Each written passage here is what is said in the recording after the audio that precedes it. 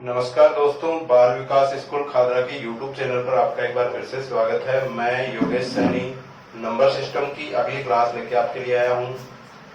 Number system में मैंने आपको प्राकृत संख्याओं से संबंधित क्वेश्चंस के बारे में बताया था। उसका एक टाइप अपना अगला रह गया था, वो अब देखेंगे। प्राकृत संख्याओं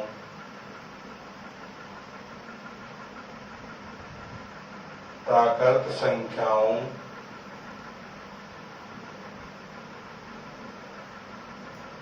के घनों का योग। एक तो होता है वर्ग और एक होता है घन। वर्ग का मतलब तो घात 2 और घन का मतलब घात 3। अब देखिए, इसका फॉर्मूला होता है n ब्रैकेट n प्लस 1/2, फिर इसका होल स्क्वायर। ये है प्राकृत संख्याओं के घनों का योगफल का फॉर्मूला। अब देख लेते हैं इससे संबंधित क्वेश्चंस। मैंने आपको बता दिया था कि n हमें यहाँ किसको मानना है। n यहाँ अपने को सदैव क्या मानना पड़ेगा? अंतिम पद।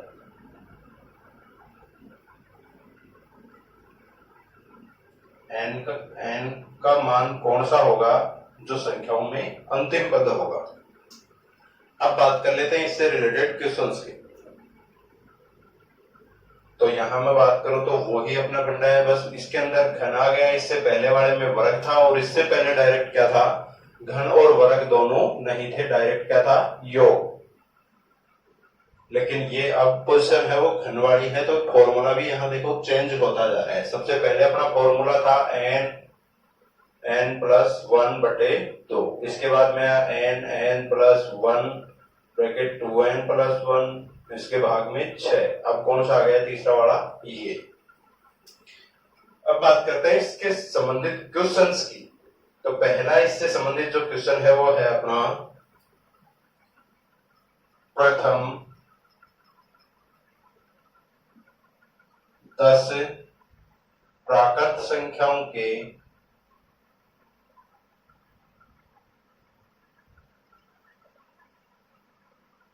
प्रथम 10 प्राकृत संख्याओं के घनों का योग।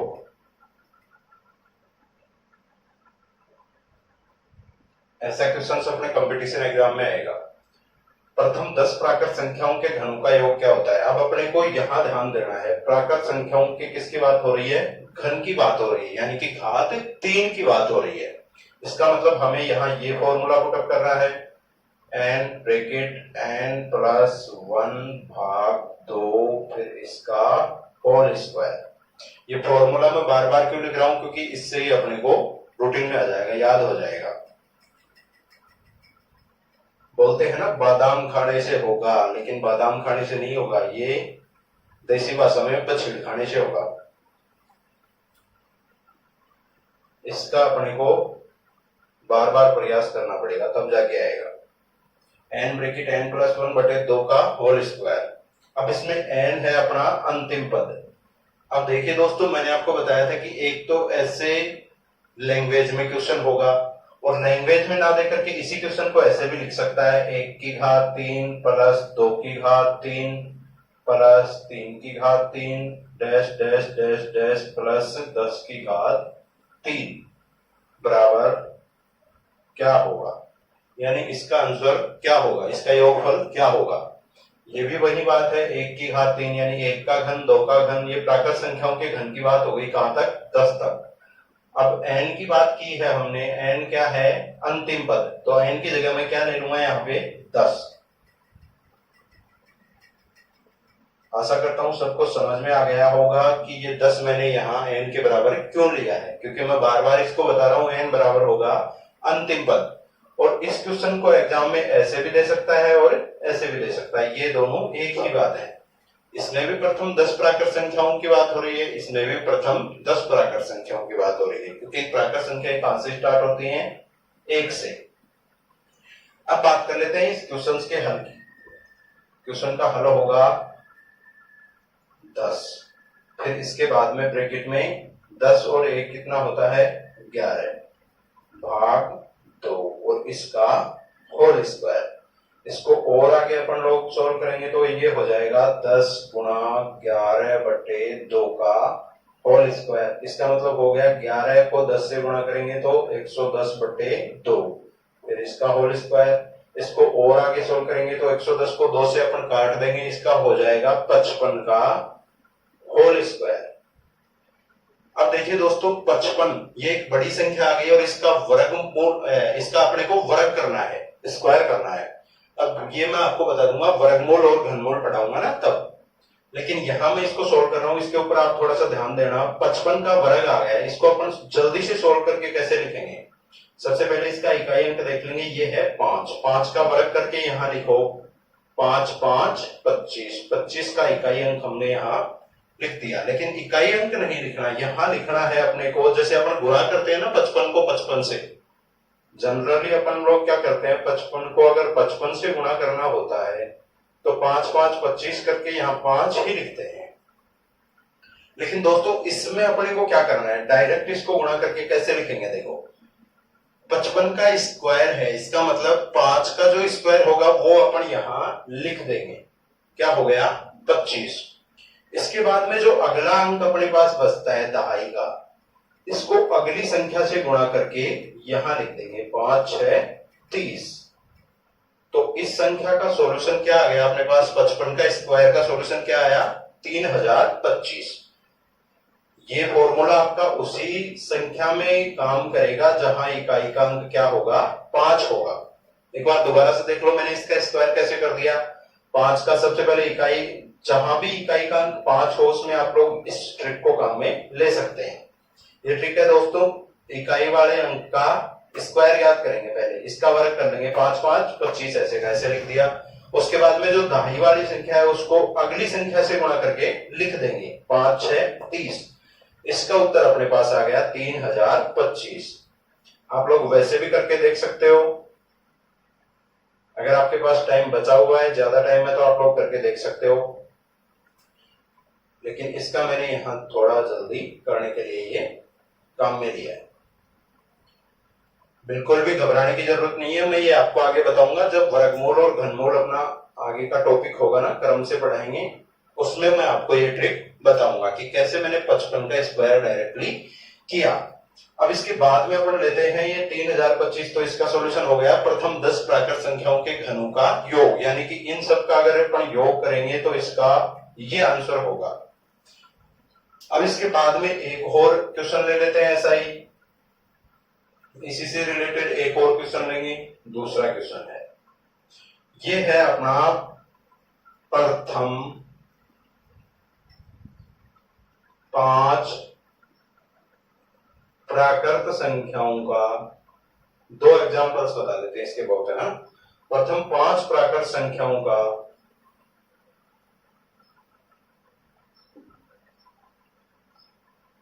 घनों का योग।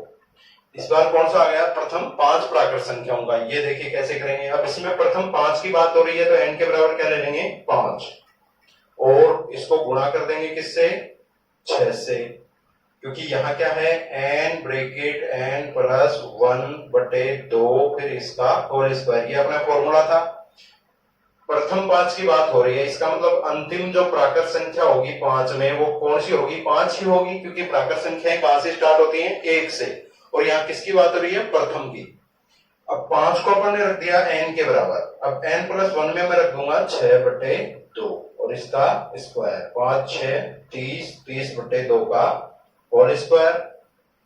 इसको अपन और क्या कर सकते हैं 15 का स्क्वायर। फिर से वही बात आ गई, इस संख्या में भी इकाई का अंक क्या है 5, इसमें भी क्या है 5। अब कंपटीशन में बार बार ऐसी ही संख्याएं रिपीट होती हैं जिनका सॉल्यूशन अपन 10 से 20 सेकंड, ज्यादा से ज्यादा 15 सेकंड के अंदर कर ले, लेकिन अपन क्या है उसको थोड़ा सा ज्यादा बड़ा बना देते हैं। इसको 55 को 55 से गुणा करते हैं वैसे सादा तरीके से, तो अपना ज्यादा टाइम लग जाता है। लेकिन कंपटीशन में क्वेश्चंस ऐसे ही होते हैं जो इजिली ट्रिकी सोल्व हो सके। अब इसको भी वैसे ही करेंगे। 15 का स्क्वायर याद करने के लिए 5 का स्क्वायर लिखेंगे सबसे पहले 25, इसके बाद में देखेंगे ये दहाई वाला अंक क्या है, दहाई वाली संख्या यहाँ है 1 है। अब 1 को इसके आगे वाले से गुणा करेंगे 2 से, फिर यहाँ लिख देंगे 225। ये इसका सॉल्यूशन हो गया। तो चलिए दोस्तों इस ट्रिक को छोड़ करके आप आगे बढ़ते हैं। ये आपको ऐसे समझ में नहीं आएगा, आपको इसके ऊपर रिहर्सल करना होगा। ऐसे और 2-3 संख्याएं आप लोग ले लेना। अब आगे बढ़ते हैं थोड़ा। प्राकृत संख्याओं के योग की बात हो गई, प्राकृत संख्याओं के वर्गों के योग की बात हो गई। कौन कौन से प्रश्न बता दिए? प्राकृत संख्याओं का योग, प्राकृत संख्याओं का योग। इसके बाद में मैंने दूसरा बताया प्राकृत संख्याओं के वर्गों का योग।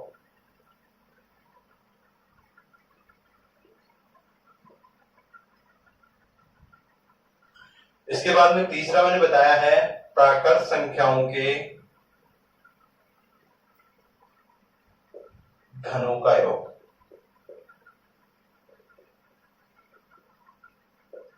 यहां तक मैंने आपको बता दिया दोस्तों। अब इसके बाद में जो आता है वो है अपना भाज्य और अभाज्य संख्या से संबंधित क्वेश्चंस। इनका बेसिक मैंने आपको बता दिया था, अब इनकी क्वेश्चंस की बात हो रही है। अब बात कर लेते हैं अपन अभाज्य संख्या से संबंधित क्वेश्चंस की, लेकिन क्रम वाइज अगर अपन चले तो इससे पहले है सम और विषम। छोटी क्लासों से पढ़ते आए हैं विषम, फिर सम। उसके बाद में मैंने आपको बताया था भाज्य अभाज्य, अभाज्य और भाज्य। अब यहां बात कर लेते हैं सबसे पहले अपन विषम की।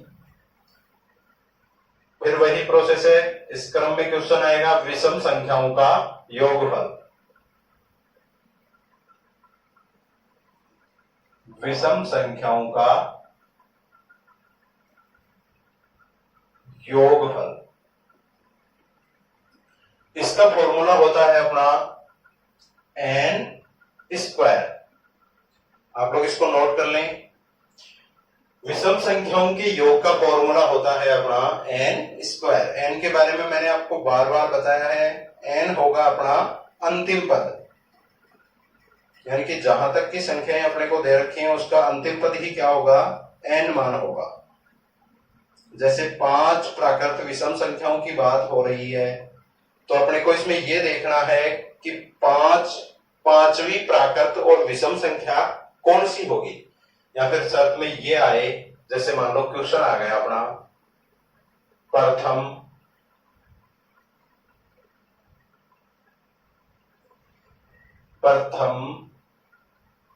20, यहां लेते हैं प्रथम 20 विषम संख्याओं का योगफल। प्रथम 20 विषम संख्याओं का योग क्या होगा। अब देखिए दोस्तों इसको कैसे सोल्व करेंगे। ये फॉर्मूला अपन यहां पुट अप करेंगे n का स्क्वायर। इसको कैसे सोल्व करेंगे, n अपने को किसको मानना है, 20 को। अब ये अपने को यहां दिमाग लगाने की जरूरत नहीं है कि 20वीं विषम संख्या क्या होगी, लेकिन ये तो अपने को पता है ना कि कहां तक की विषम संख्या की बात हो रही है, 20वीं तक की, यानी कि 20 विषम संख्याओं की बात हो रही है। तो इसमें विषम संख्या का अंतिम पद कौन सा हुआ, 20वां। अब यहां पे 20 का स्क्वायर अपन कर देंगे, ये हो जाएगा अपना 400। 20 का स्क्वायर क्या होता है, 400 होता है। इसके बाद में मैं इसी से रिलेटेड अगला क्वेश्चन लूंगा। अगला क्वेश्चन है अपना विषम संख्या से संबंधित ही 1 से 100 तक की विषम संख्याओं का योग। 1 से 100 तक की विषम संख्याओं का योग। अब देखिए दोस्तों इसमें कुछ भी चेंज नहीं है, इस क्वेश्चन में थोड़ा सा फर्क है, लैंग्वेज को चेंज किया है। कैसे, देखिए इसमें बात होगी प्रथम 20 विषम की, और इसमें क्या बोल रहा है कि 1 से 100 तक की विषम संख्याओं की बात हो रही है, यानी कि 1 से 100 तक जितनी विषम संख्याएं आती हैं सिर्फ उनका, 1 से 100 तक की जितनी संख्याएं हैं उनमें कितनी विषम हैं उनकी बात हो रही है। अब हमें इस क्वेश्चन को सॉल्व करने के लिए सबसे पहले तो ये पता होना जरूरी है कि 100 तक कितनी विषम संख्याएं होती हैं। देखिए यहां मैं लिख रहा हूं 1 से 100 तक कुल विषम संख्याएं कितनी होती हैं दोस्तों। ये थोड़ी सी बेसिक बातें हैं, ये अपने को आती भी है, लेकिन कई बार अपन एग्जाम में इनको लेकर के गलती कर जाते हैं। डायरेक्ट यहाँ n की जगह अपन 100 रख देंगे तो अपना गलत होगा। तो देखिए इसकी जगह रखेंगे क्या, 1 से 100 तक की कुल विषम संख्याएं कितनी होंगी 50। ये मैंने कैसे किया, देखो एक तो होता है अपना विषम और एक होता है अपना सम। एक के बाद एक आता है, इसका मतलब एक के बाद एक संख्या जो होगी वो एक दूसरे में होगी। इनमें जैसे एक क्या है विषम है तो 2 क्या है सम, इसके बाद में 3 है अपना विषम तो 4 सम, 5 विषम तो 6 सम। अब देखना यहां टोटल कितनी है, 3 तो ये है और 3 ये है, इसका मतलब टोटल 6 संख्याओं में, क्रम से 6 संख्याओं में 3 तो क्या है अपनी विषम है और 3 क्या है सम। ऐसे ही अपन इसको करेंगे कि 1 से 50 तक, 1 से कहां तक है 100 तक, सॉरी 1 से 100 तक की बात हुई है, इसको भी ऐसे ही सॉल्व करके देखेंगे। 1 से 100 तक विषम और इधर सम। जैसे 1 से 6 तक, 1 से 6 तक आधा आधा कर देंगे, 3 तो क्या है इसमें विषम है और 3 सम है। ऐसे ही इसका आधा करेंगे, टोटल का आधा, 50 तो क्या होंगी सम संख्याएं होंगी और 50 ही क्या होंगी इसमें विषम होंगी। अब बात कर लेते हैं इस क्वेश्चन को सोल्व कैसे करें। मैंने यहाँ पे ये इस तरीके से सोल्व किया, आपको समझ में आ गया होगा।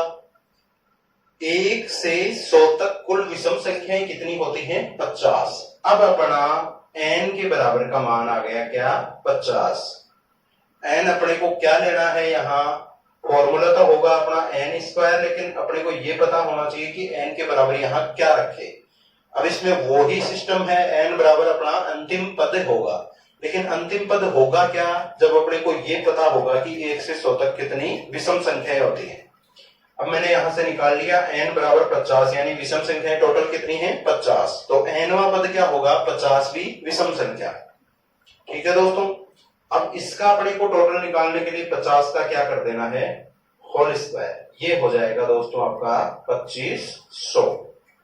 इसका वर्ग कैसे कर दिया 5 5 25 जीरो, इसमें वर्ग करने पर ये 2 जीरो लगा देंगे। ठीक है दोस्तों, अब इसमें और थोड़ा सा आगे बढ़ते हैं। एक क्वेश्चन इसमें बेसिक क्वेश्चन है वही वाला, ये तो लैंग्वेज वाले क्वेश्चन हो गए। अब इसको एक क्वेश्चन अपना ऐसे लिखा हुआ दे देगा 1 + 3 + 5 प्लस, ये हो जाएगा इसमें 7 प्लस डैश डैश डैश, फिर इसके बाद में दे दिया अपने को +4 9। इसका योगफल क्या होगा। अब देखिए दोस्तों, इसमें अपने को यहां दिमाग लगाना है। 1 से चल रही है संख्या, 1 + 3 + 5 + 7 + 49 तक है। ये संख्याएं कहां तक है 49 तक। इसका मतलब ये 50 से पहले की है, 50 से पहले। इसको मैं थोड़ा सा बड़ा लिख दूंगा, इधर साफ दिखे।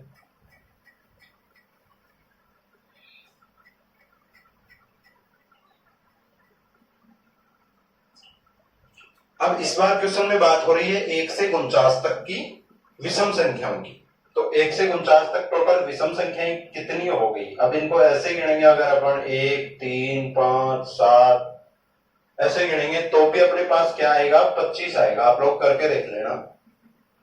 और इसमें छोटा सा बेसिक है जो मैंने आपको अभी बताया, ये हो जाएगा 1 से 1 + 3 + 5 + कहां तक बात की है इसने 49 तक। इसका मतलब कहां से पहले 50 से पहले, और शुरुआत कहां से हो रही है 1 से। अब देखिए दोस्तों, हमने 1 से 100 तक की निकाली थी अभी विषम संख्याएं, तो अब अपन उसी तरीके से 1 से 50 तक की भी तो निकाल सकते हैं। 1 से कहां तक? 50 तक। 50 तो अपने को पता है कि 50 क्या है? एक विषम संख्या नहीं है। क्यों नहीं है? क्योंकि इसके अंदर 2 का भाग पूरा पूरा जाता है, इसलिए ये तो क्या होगी? सम संख्या हो जाएगी। लेकिन इसने बात ही कहां तक की है? 49 तक। तो इसका अपने को इसमें 1 जोड़ करके आधा कर लेना है। 1 जोड़ करके आधा कर लेंगे तो इसमें विषम संख्याओं की कुल संख्या आ जाएगी। अब 49 प्लस 1 होता है 50, 50 का आधा हो जाएगा अपना 25। इसका मतलब टोटल कितनी विषम संख्याओं की बात हो रही है? 25 की। तो यहां मैं रखूंगा n बराबर 25।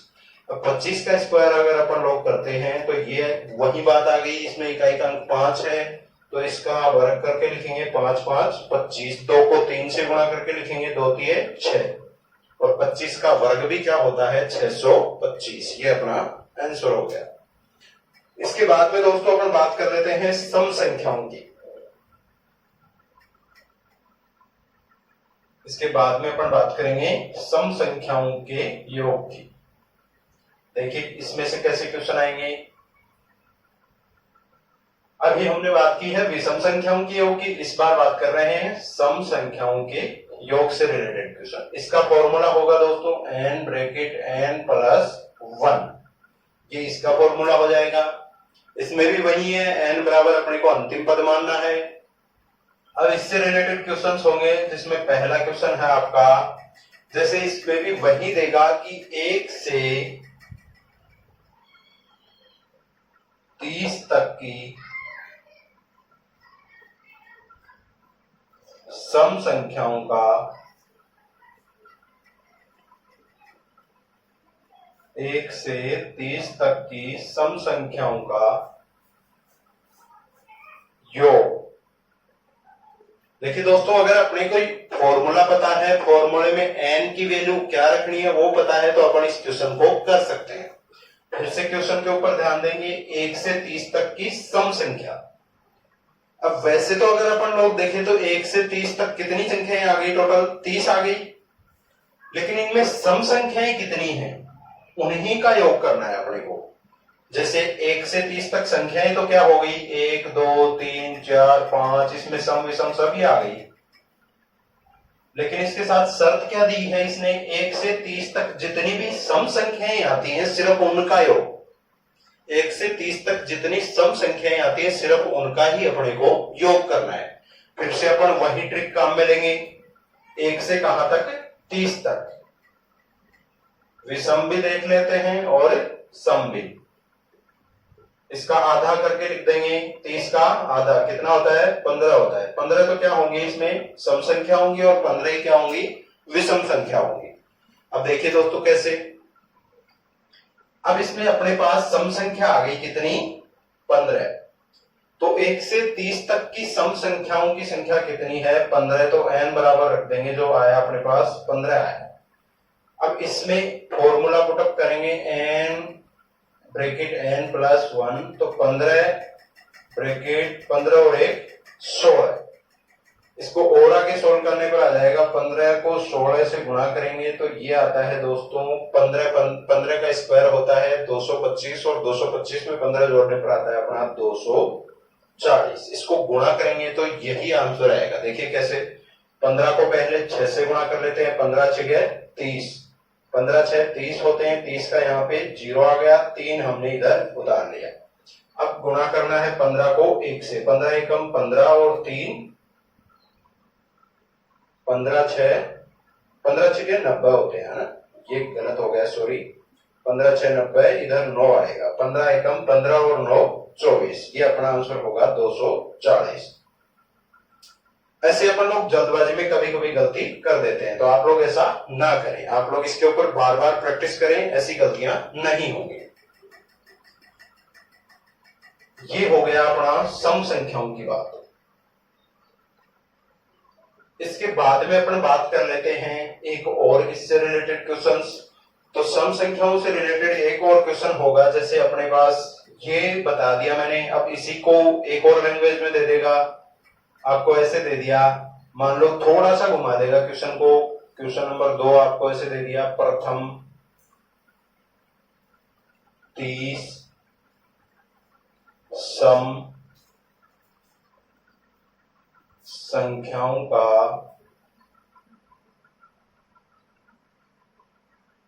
योगफल क्या होगा।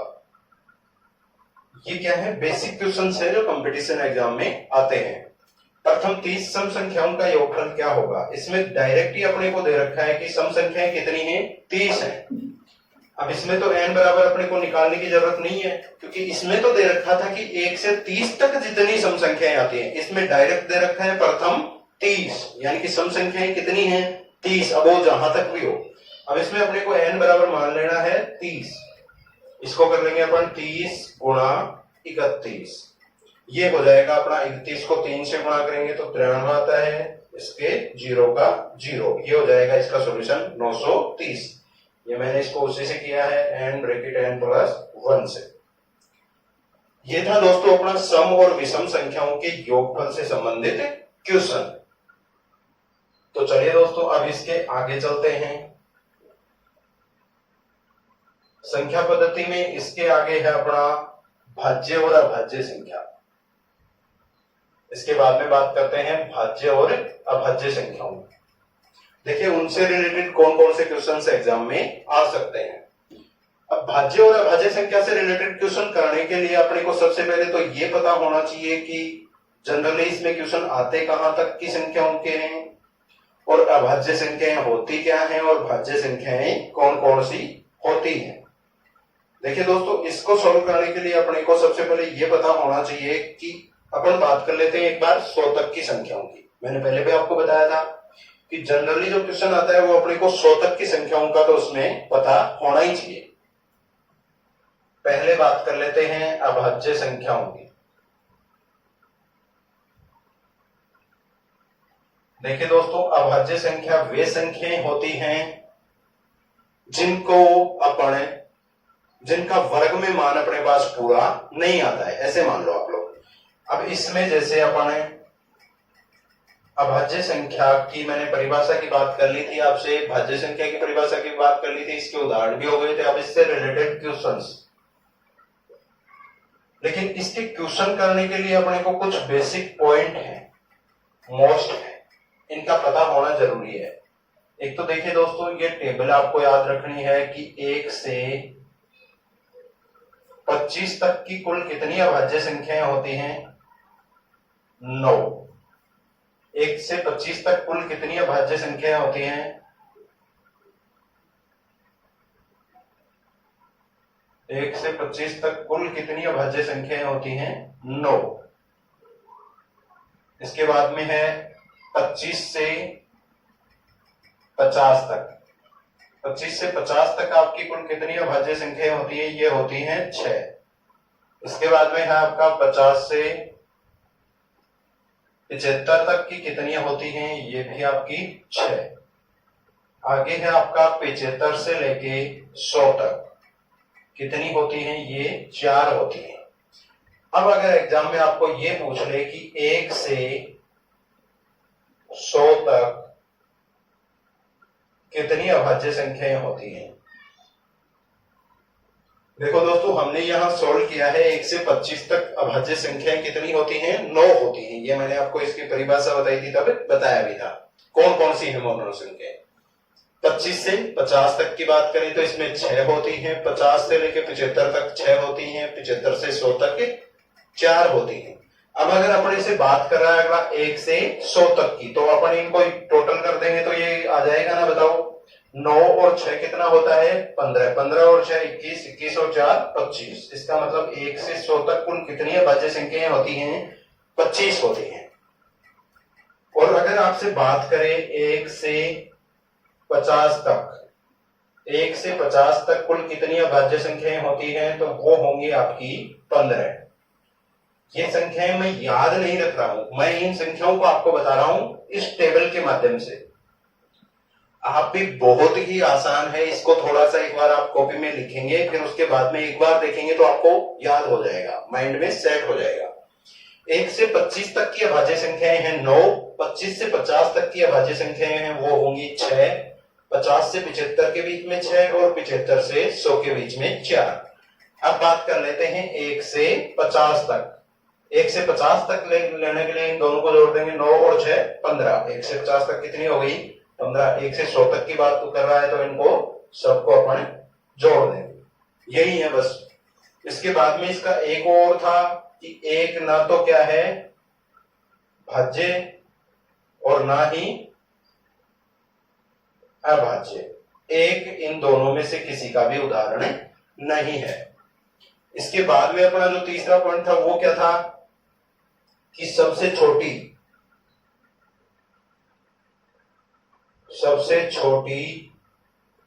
अभाज्य संख्या, ये क्या होगी दोस्तों? ये थी अपनी 2। सबसे छोटी अभाज्य संख्या क्या थी अपनी? 2 थी। अब देख लेते हैं इससे संबंधित क्वेश्चन। एक और इंपॉर्टेंट पॉइंट रह गया, सॉरी, वो भी बता देते हैं यहीं पे। अभाज्य संख्या से संबंधित ही है। अभाज्य संख्या से संबंधित एक और इंपॉर्टेंट पॉइंट है जिससे कंपटीशन में बार बार एग्जाम में क्वेश्चन आ भी चुका है और आए भी आगे। वो है कि अगर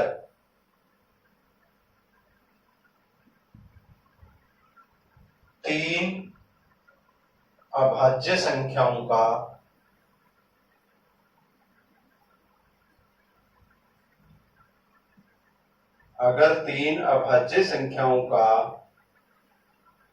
योग,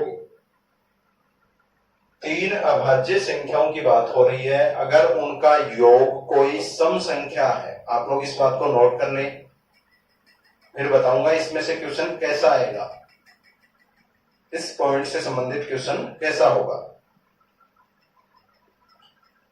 अगर तीन अभाज्य संख्याओं का योग, किन्हीं भी तीन अभाज्य संख्याओं का योग कोई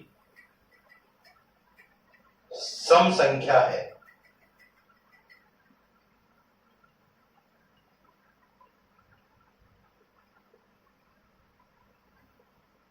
तो इन तीनों में से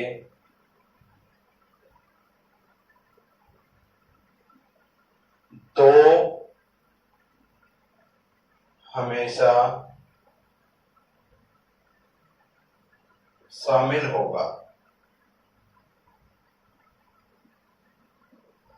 अब देखिए दोस्तों, ये पॉइंट है क्या, इसको अपन समझेंगे, लेकिन इसके लिए सबसे पहले मैं यहां लिख देता हूं कि अभाज्य संख्या कौन कौन सी है। जैसे मैंने बात कर ली आपसे, यहां 2 अभाज्य संख्या है, इसके बाद में 3 है अपना, इसके बाद में 5, 7, इसके बाद में आएगा आपका 11, फिर आ जाता है आपका 13, और ये आएगा इसके बाद में 13 के बाद में 14 के अंदर भाग चला जाता है, 15 में भी जाता है, 16 में भी जाता है, 17 में नहीं जाता है, 19 में नहीं जाता है, फिर इसके बाद में 20, 21 में जाता है, 22 में जाता है और 23 में नहीं जाता है। ऐसे अपन लोग इसको आगे आगे सोल्व करते जाएंगे। अब देखिए दोस्तों, ये टेबल बन गई अपने पास 1 से कहां तक की? 25 तक की। 2, 3, 5, 7, 11, 13, 17, 19 और 23, ये टोटल कितने हो गए? 1, 2, 3, 4, 5, 6, 7, 8 और 9। हमने इससे पहले देखा था, सारणी बनाई तब कि 1 से 25 तक कुल कितनी अभाज्य संख्याएं होती हैं? 9। अब आते हैं अपन इस बिंदु पे। महत्वपूर्ण जो मैं आपको बता रहा हूं वो क्या है कि अगर तीन अभाज्य संख्या, ये भी बेसिक ही है, अभाज्य संख्या का बेसिक ही बोलेंगे इसको, लेकिन इसमें से क्वेश्चन कई बार आ जाता है, बड़ी एग्जाम में भी आ जाता है। अगर तीन अभाज्य संख्याओं का योग कोई सम संख्या हो तो इन तीनों में 2 हमेशा मौजूद होगा।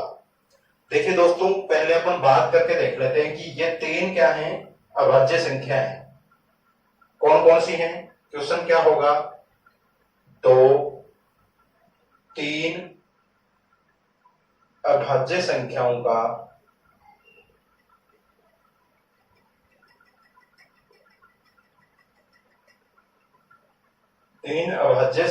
का योग, यहां क्या लिखवाया मैंने? अगर 3 अभाज्य संख्याओं का योग कोई सम संख्या हो, इसका मतलब क्वेश्चन में क्या पूछेगा अपने से कि 3 अभाज्य संख्याओं का योग 10 है। मान लो 10 क्या है? एक सम संख्या है। अपनी शर्त पूरी हो रही है। तीन अभाज्य संख्याओं का योग 10 है तो सबसे बड़ी संख्या, इनमें से सबसे बड़ी संख्या क्या होगी?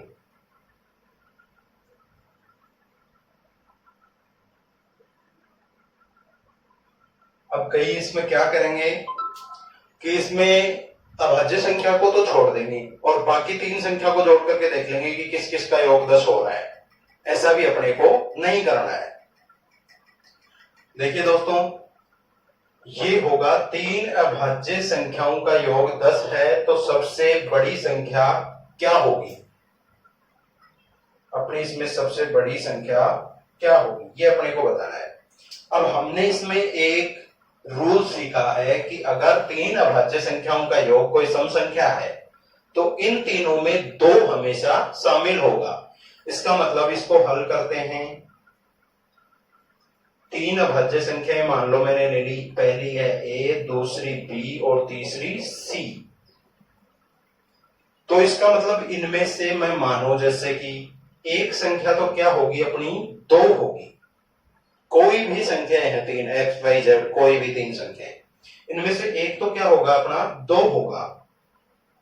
और फिर इसके बाद में कोई भी दो संख्या, जैसे मान लो मैंने मान लिया एक्स और वाई, ये मान लो आप लोग, दो दो तो एक संख्या होगी होगी क्योंकि इसमें तीनों संख्याओं का योग क्या दिया है, 10। और अपन ने ये नियम पढ़ा है, ये पॉइंट हमने पढ़ा है कि अगर तीन संख्याएं उनका योग सम संख्या है तो इसमें दो शामिल होगा। बाकी दोनों संख्याएं ये हैं, इनका योग दे रखा है अपने को 10।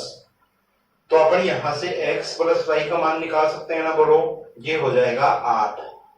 अब ये तो बेसिक बात है, ये सबको आता है कि मैंने यहाँ 8 लिख दिया, 10 में से 2 घटा करके, ये 2 इधर आ जाएगा तो माइनस का होगा।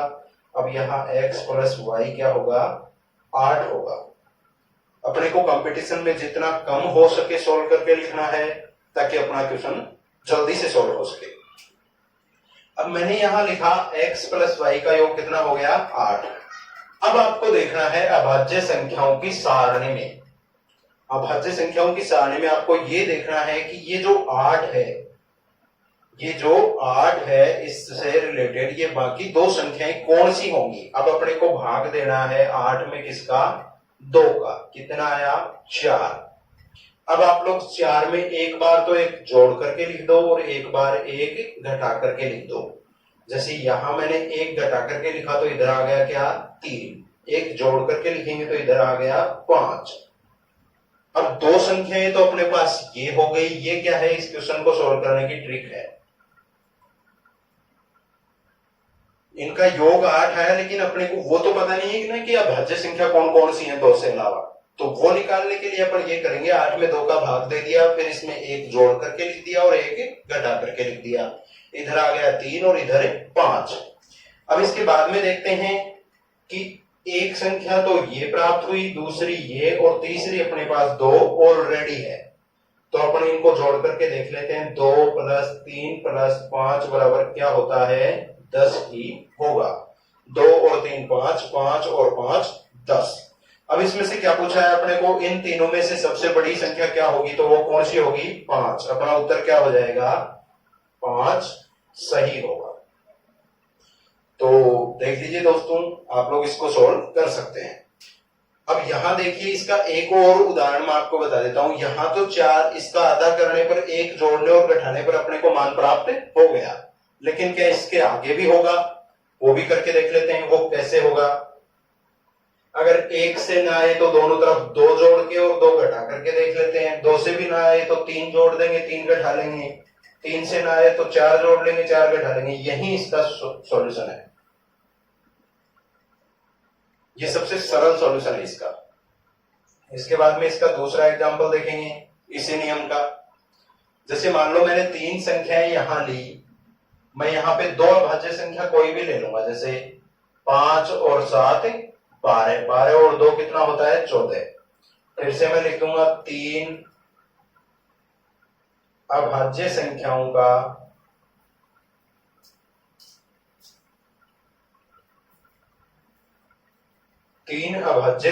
का योग 14 है। तो इसमें सबसे छोटी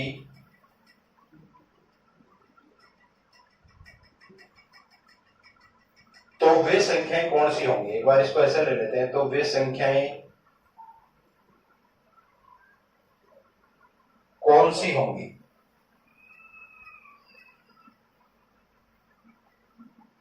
देखिए दोस्तों, इसको कैसे सॉल्व करेंगे। तीन अभाज्य संख्याओं का अपने को योग दे रखा है एक सम संख्या, और हमने इसमें रूल में पढ़ा है कि अभाज्य संख्या अगर तीन है और उनका योग कोई सम संख्या है, तो इसका मतलब उन तीन संख्याओं में दो एक ऐसी संख्या है जो हमेशा ही शामिल होगी। देखिए दोस्तों, इसको सोल्व करने के लिए आगे अपन लिखते हैं, आगे बढ़ेंगे। सबसे पहले तो दो लिख लेंगे, क्योंकि दो तो इसमें हमेशा होगा, क्योंकि तीन अभाज्य संख्याओं का योग अपने को दे रखा है एक सम संख्या, तो दो तो होगा ही होगा।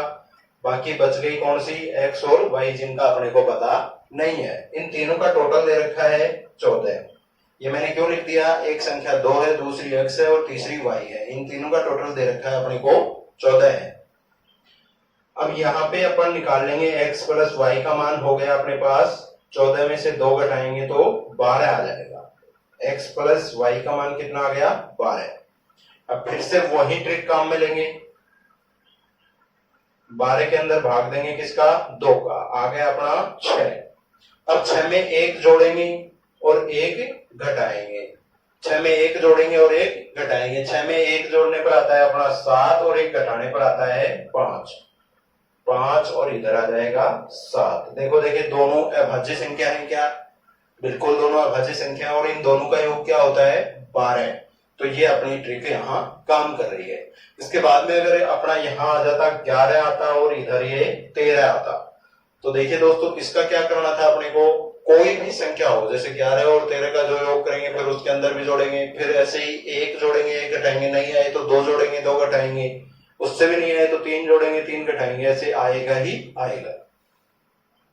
इसके बाद में यहाँ अपने को क्या पता चल रहा है कि 2 तो एक संख्या है ही, इसके बाद में दूसरी संख्या है अपनी 5 और तीसरी क्या है 7। इनका योग देख लेते हैं 14 होता है कि नहीं, 5 और 2 7 और 7 14।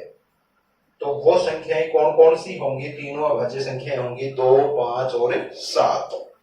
ठीक है दोस्तों, इसके बाद में बात कर लेते हैं भाज्य संख्या के योग की।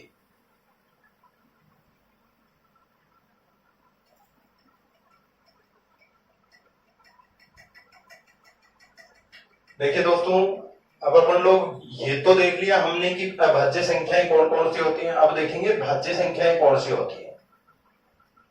भाज्य का मैंने आपको बताया था वे संख्याएं जिनका रूट में मान पूरा प्राप्त होता है, जैसे पूर्ण वर्ग संख्या है √4। अब देख लो, इसमें भाज्य संख्याएं होंगी, इसके महत्वपूर्ण बिंदु हैं, इसकी परिभाषा और उदाहरण मैंने आपको बता दिए थे, आपको पिछली क्लास में देखना होगा। उसके लिए भाज्य संख्या में पहला बिंदु है 1 से 100 तक कुल भाज्य संख्याएं कितनी होती हैं, ये होगा आपका 74। कुल भाज्य संख्याएं कितनी होती हैं 1 से 100 तक, 74 होती हैं। ये अपने को कैसे पता चला, अभाज्य हमने पता किया कि अभाज्य कितनी होती हैं 1 से 100 तक, वो होती हैं 25। 1 से 100 तक 25 तो अभाज्य संख्याएं होती हैं, और एक ना तो भाज्य है और ना ही अभाज्य, तो इसको शामिल करेंगे नहीं। कितना हो गया, 25 और 1 26। अब 100 में से अपने पास कितना बच गया, 100 में से 26 घटाएंगे तो 74 बचा। ये 74 बचने वाली कौन सी संख्याएं बच गई, भाज्य संख्याएं। अब इसके बाद में ले लेते हैं भाज्य संख्या की ये ही एक छोटी सी बेसिक सी बात है। इसके बाद में आएगा तो कोई उदाहरण में से क्वेश्चन ही आएगा। बाकी यहाँ आपको एक और थोड़ा सा मैं थोड़ा इंपॉर्टेंट सा क्वेश्चन बता रहा हूँ भाज्य और अभाज्य से रिलेटेड, वो भी आप लोग देख लें। जैसे मान लो अभाज्य संख्या की अभी हमने बात की थी, उसका एक और इंपॉर्टेंट क्वेश्चन है यहाँ, जैसे 4 अभाज्य संख्याओं का, 4 अभाज्य संख्याओं में प्रथम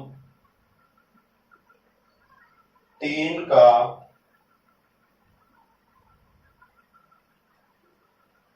गुणनफल 385 है तथा अंतिम 3 का गुणनफल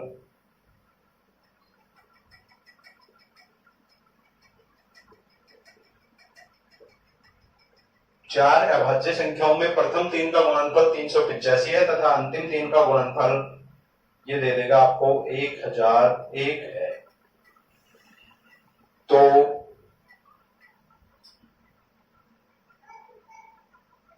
चार अभाज्य संख्याओं में प्रथम 3 का गुणनफल 385 है तथा अंतिम 3 का गुणनफल 1001 है। तो सबसे बड़ी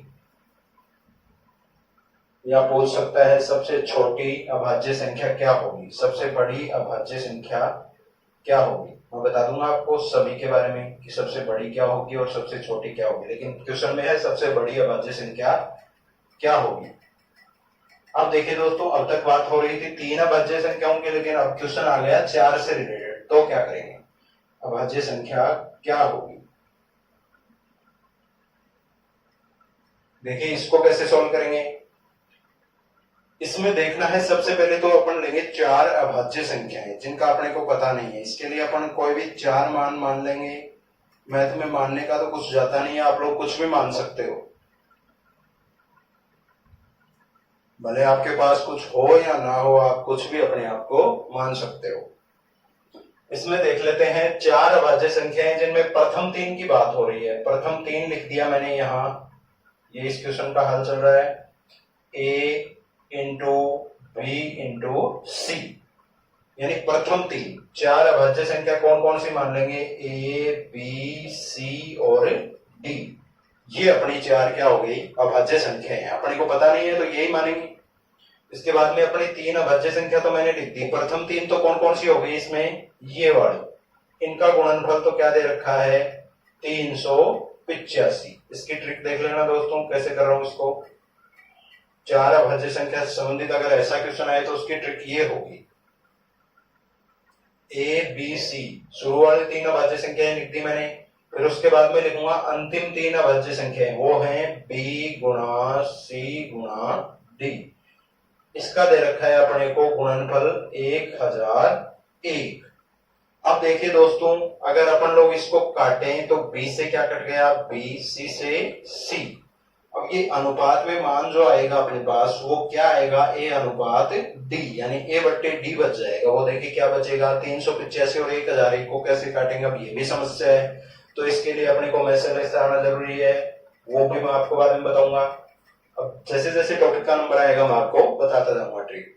लेकिन ये चीज आपकी और भी स्ट्रॉन्ग हो जाएगी प्रैक्टिस से। आप लोग प्रैक्टिस करोगे तो आप लोग इसको काट सकते हो। जैसे मैं इसको काटूंगा 11 से इसको काटने के लिए मैं काटूंगा 11 3 33 बच गया 5 5 55 11 पंजे 55। फिर ये 11 9 99 और 1 1 11 बच गया तो 91। ये इसको अपन लोग ऐसे काट सकते हैं। अब अपना यहाँ क्या बच गया आगे, ए बट्टे में डी। ये कितना बचा, 35 बट्टे 91। अब इसका अनुपातिक मान लेने के लिए अपन इसको और भी काट सकते हैं। किससे काटेंगे इसको अपन लोग काट सकते हैं। देखिए दोस्तों 7 से काट सकते हैं। 7 पंजे 35 और 7 एकम 7 बच गया 2 1 21 13 संते 91। इसके बाद में ऐसी कोई संख्या नहीं है जिससे अपन इसको काट सकें। तो देखिए अपने पास ए और डी का मान क्या आ गया, 5 और 13। अब अपन लिख देंगे, अपने को क्वेश्चन में पूछा है ए बी सी डी क्या थी, 4 अभाज्य संख्याएं थी। ए का मान अपने पास आ गया क्या, 5 आ गया, और बी का अपने को चाहिए नहीं, सी का भी नहीं चाहिए, डी का अपने पास आया है 13। तो सबसे बड़ी संख्या जो होगी वो क्या होगी इसमें, डी। ये क्या है, 13 है। अब देख लेंगे 13 एक भाज्य संख्या है या भाज्य संख्या है। कभी यहाँ पे भाज्य संख्या आ जाए और अपन वो ही उत्तर टेक के आ जाए, ऐसा भी नहीं होना चाहिए, क्योंकि यहाँ बात किसकी भी है, अभाज्य संख्या की। और 13 क्या है, अभाज्य है। यहाँ पूछ लिया कि सबसे बड़ी अभाज्य संख्या क्या होगी, वो तो होगी आपकी 13, और सबसे छोटी क्या होगी, वो होगी आपकी 5। जनरली ये 2 ही क्वेश्चन आपको इसमें पूछेगा। ठीक है दोस्तों, अब चलते हैं अपने आगे की क्लास में। आज के लिए सिर्फ इतना ही। आशा करता हूं आपको आज की क्लास मेरी बहुत बढ़िया लगी होगी। अगर आपको क्लास पसंद आई तो चैनल को लाइक करें, शेयर करें और सब्सक्राइब करें और ज्यादा से ज्यादा प्यार दें। धन्यवाद।